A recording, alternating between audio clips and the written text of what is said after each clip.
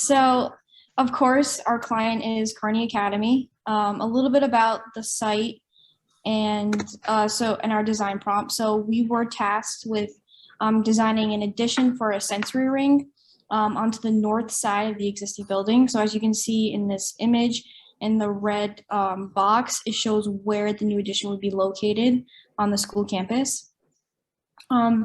And our building site was approximately going to be about 50 by 50. We expanded a little bit more than that, but that was kind of like our starting off point and basically the area that we had to work with. And so this is just an image showing that east side, the north side of the building, where the new addition would be located. And then just an image of what it actually looks like. So as we started to analyze the site, we took into account a couple different factors. So the first was the sun path. So what we were noticing was that on the right side, the sun rises in the east. So on the east side of the building, we'll have the most light in the morning, and then as it transitions to noon, and then evening, towards the evening, the west side will get the most sun as it starts to set. So you can kind of see the sun path around where the new addition would be. And some other external stimuli that we did consider was the building systems that were located right outside of the new addition. There is a dumpster over there. It was pretty close to the street, so that there was noise to consider. There was also a loading dock right next to where the addition would end.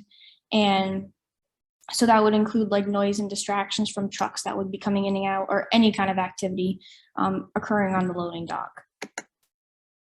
So first, we started off with our historical research. So we used this kind of like as our guide to when we decided to start designing the spaces.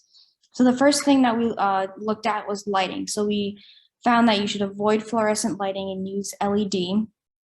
The lighting should also be flexible. So this includes allowing it to be dimmable and more user controlled.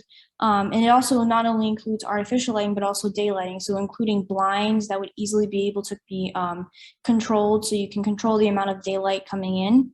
And it also should be layered, so using different types of lighting. So with artificial lighting, you could also use like the general ambient lighting from like the overall like LED light, and then you could have like maybe task lighting or sconces, like all those types of different lighting. Using it all in one space would be considered layering, so that was also important, as well as using natural light as well would be included in the layered lighting. Also, we considered safety, obviously. So some of the big key things that we found was that we needed to use rounded edges. So this could include either on furniture or even like walls, to have the walls be more rounded rather than this hard 90-degree angle. We wanted to limit the use of easily removable items, which, for example, could be clocks. So even though clocks are usually placed high up, there is still the possibility for a child to climb up and grab it. So like a solution could be like recessing it into the wall instead. So little things like that. Also having the material should be antimicrobial, so easy to clean, being able to disinfect mostly everything. Also having tactile engagement throughout the space and in the corridors, because it helps the students and children be able to kind of navigate through touch. And padded walls in the corridors, in case, you know, sometimes kids will use them, like throw themselves against the wall to help them navigate, or they might be overstimulated. So having some sort of padding on the walls in the corridors and also in some of the rooms is beneficial. Acoustics, this includes padded flooring, acoustical ceiling panels, panels in the hallways. Like I said, the padded in the walls in the hallways can help with safety, but also acoustics. Some carpet tiles as well. I know carpet is sometimes a little iffy, but they have been evolved to be able to be well used in environments like this, where if one tile was to be, if the carpet tile was like destroyed or any way, they could just like remove it and place a new one down. And also they have decorative sound baffles that could use that could help be aesthetically pleasing, and also provide acoustical properties. And then sensory zoning, which requires that you can kind of group kind of areas within a space that have all these like the same expected activities together. And also including like stimulus zones, like low stimulus zones inside the classrooms to help kids to be able to, if they're overstimulated in a classroom, to be able just to kind of go into a nook or some sort of privacy area to kind of concentrate and kind of get themselves back into a stable place. And then some other was materials, like I said, easy, cleanable, durable, sound absorbent, spatial navigation, as I mentioned before, to avoid long and use wide corridors, color coding, textured walls, as I mentioned before, visual signage as well, because children with ASD need a lot of visual stimulation to help them navigate, and also close proximity to bathrooms as well. So these were just some key bullets for each room that we wanted to utilize. So for like some cool down rooms, we wanted to be relaxing, have it be a safe space with soft objects. Workstations should be free of clutter with padded floors. And then classrooms should have the opportunity to be individual and also encourage group work. Work materials should be centralized. There shouldn't be any clutter. Also helping with this, we could provide visual barriers for privacy zones instead of maybe not having like a low stimulus room. Instead, we kind of use visual barriers instead to help create those zones. And also informal seating in classrooms is also sometimes beneficial for those privacy zones. So just some general research about sensory rooms overall. A sensory room should be tailored to each individual needs because each person will be dealing with different stimuli and have different requirements. And all of the information that I said in the previous slide and this one was all sources by the E4H verbal presentation that Rose had mentioned before we started our presentation, as well as scholarly journals and papers. So from those resources, we found that sensory rooms needed to be flexible, they needed to be individualized, and they needed to encourage exploration. So it's a place for children to learn and engage with the items in the room. And some benefits, it can help to improve their visual, auditory, and tactile processing, as well as their fine and gross motor skills. So this means that there should be a couple different sensory rooms, as well as kind of sensory experiences throughout the spaces. So it's not really, one individual place. It's kind of spread throughout, and they're all kind of different in their own way because they kind of work with different senses like visual, auditory, tactile. Some of them for, low stimulus areas should provide a sense of calm and comfort to help them self-regulate their behaviors, and also to help them adjust appropriately to external stimuli.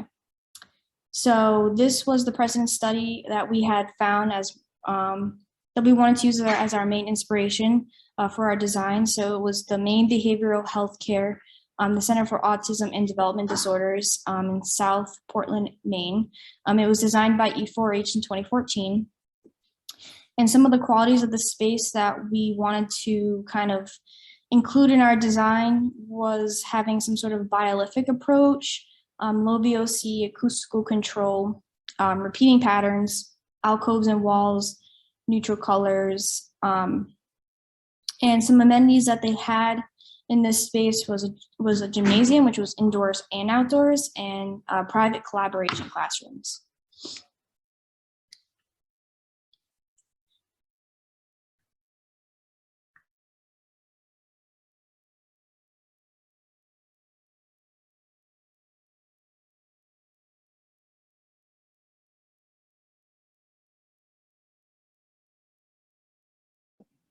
Okay.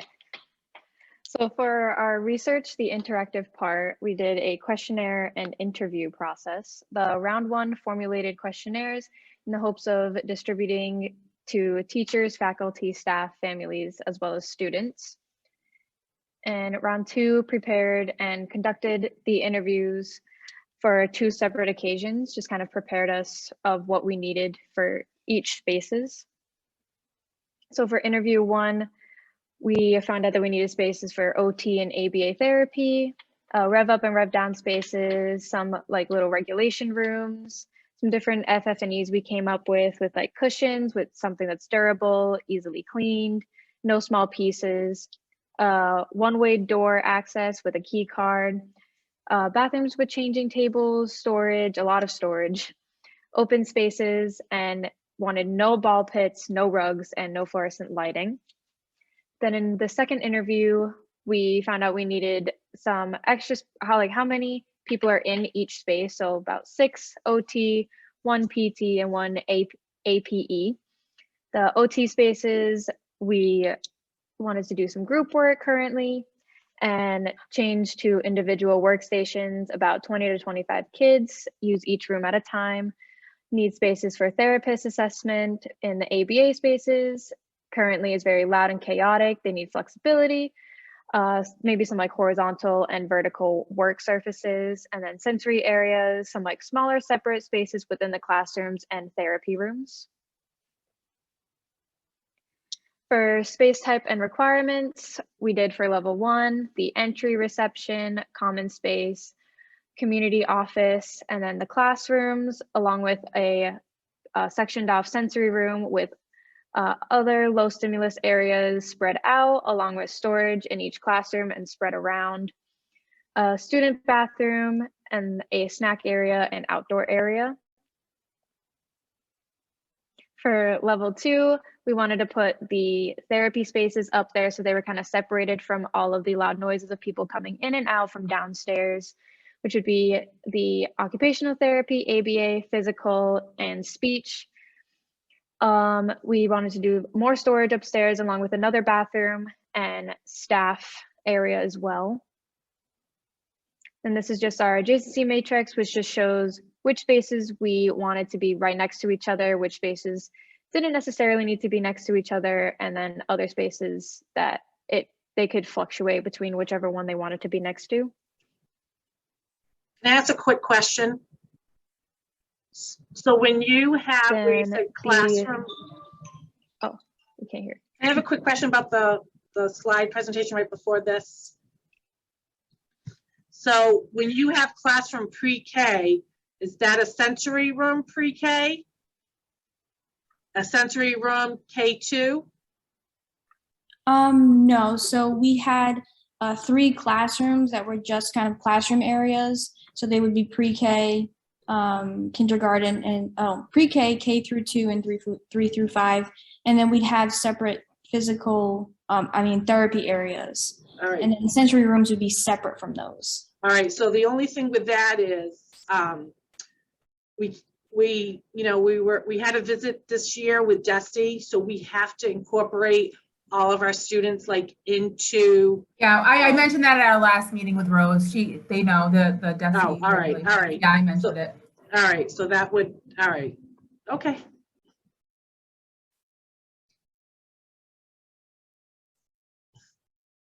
So this was just in the beginning of our process.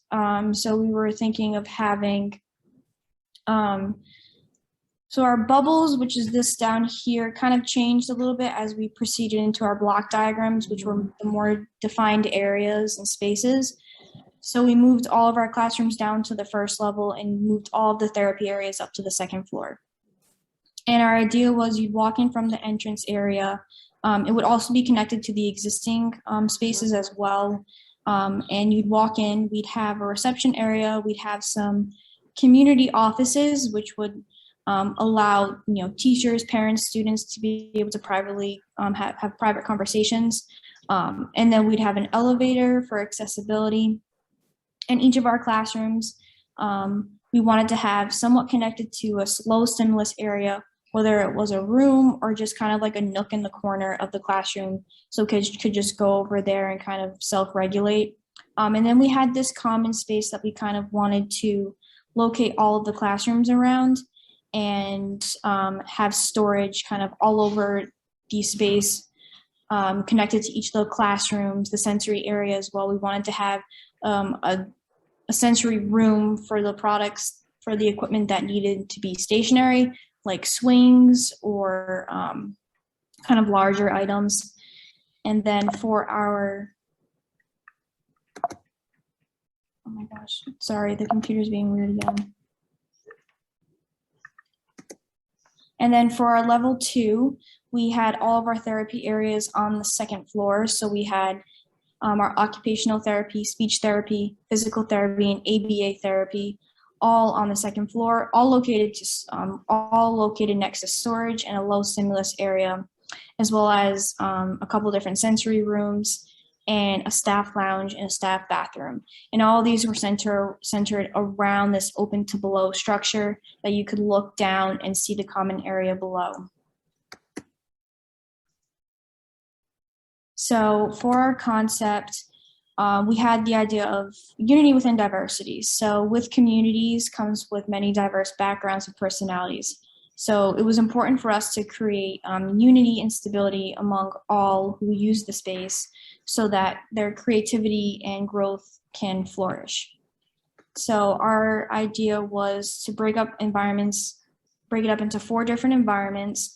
So our first was the learning environments, and we wanted the elephant to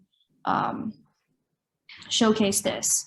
So this would kind of be like, we would derive kind of all the colors and ideas from the elephant into the learning spaces.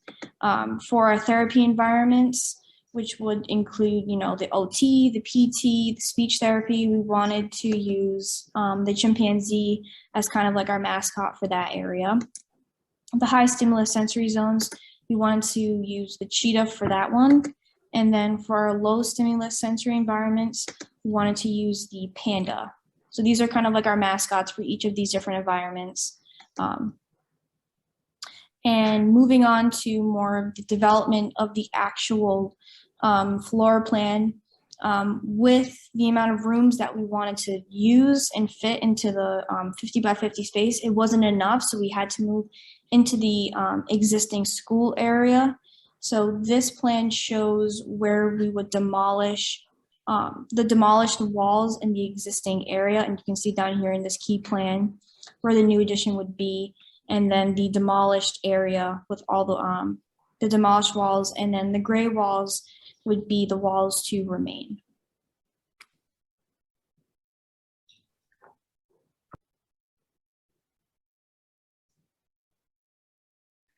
Okay. So these are our new addition plans for level 1.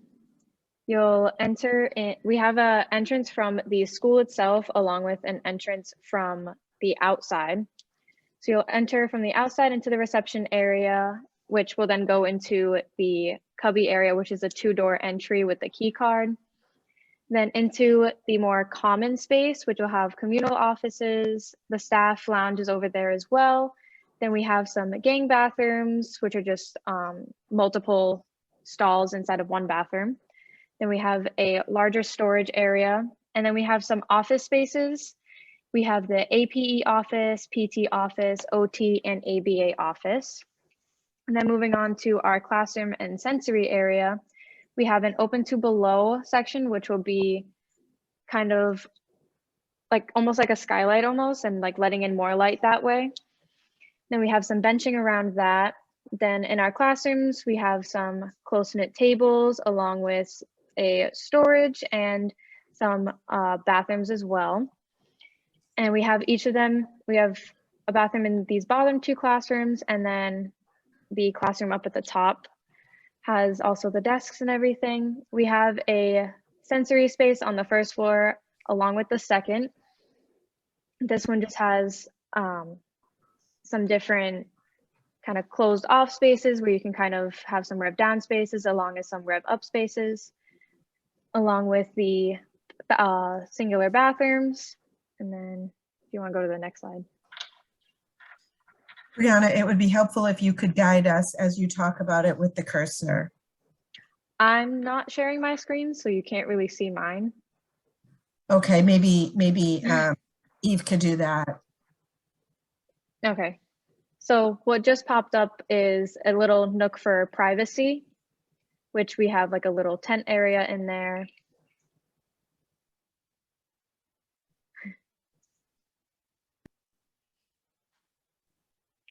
PowerPoint troubles.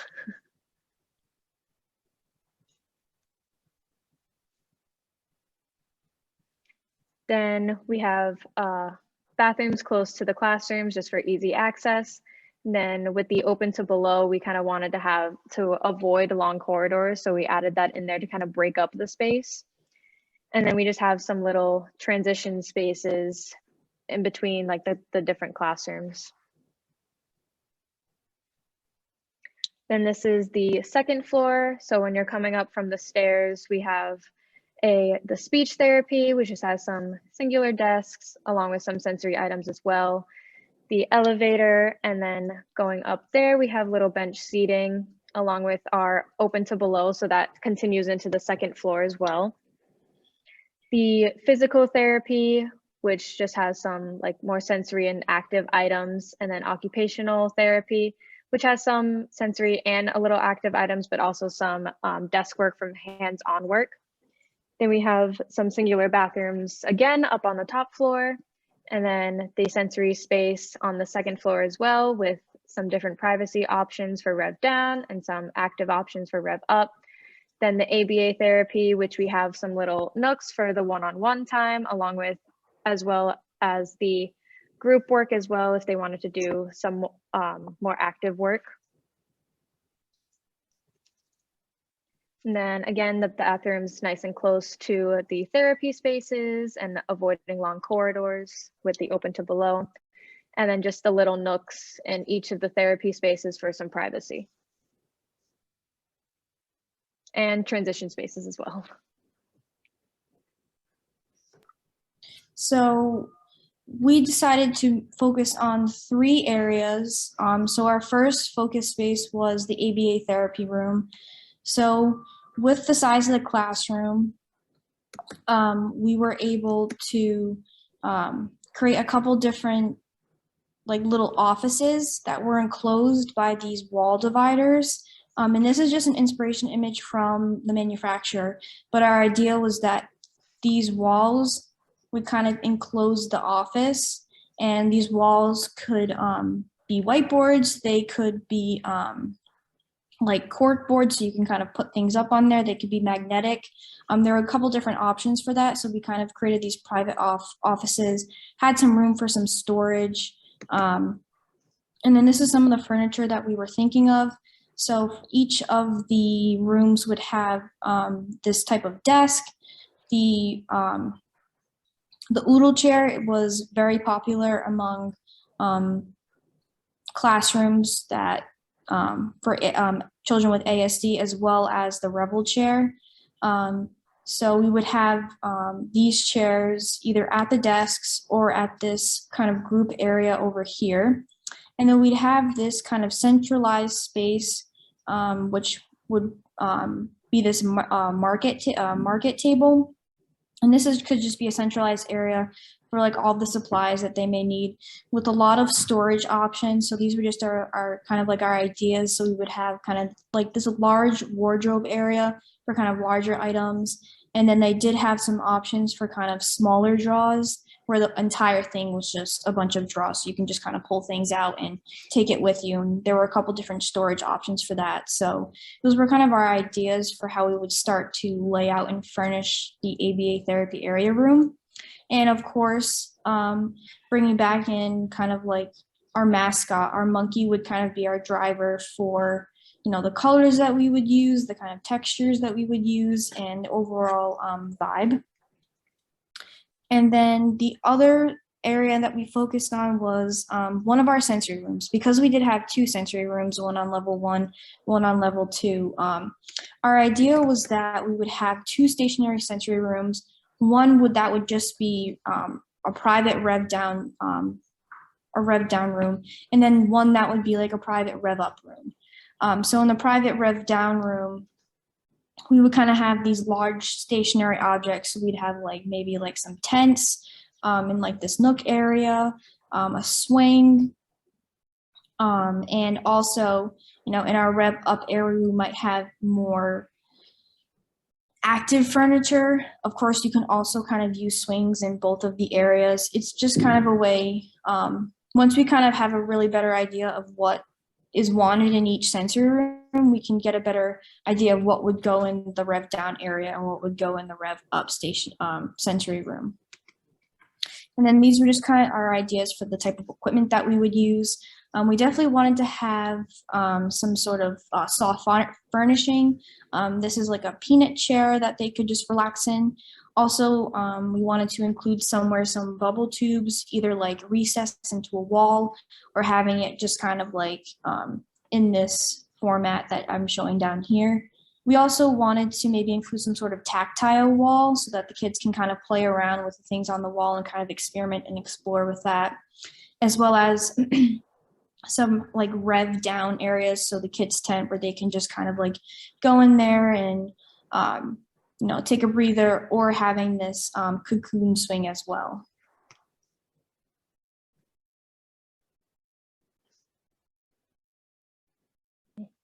Okay, so this is the enlarged floor plan of our PT room, which we also use the monkey mascot for that, for kind of like the monkey see, monkey do aspect of the physical therapy. We incorporated some different fun activities. We have a slide along with a crash pad, the swing. We also have some gel floor mats, which we'll also incorporate onto the wall for more hands-on activities, along with a little office in the corner just for if they need to do like a one-on-one, or if the teacher just needs to get away for a second, they can be in their little office.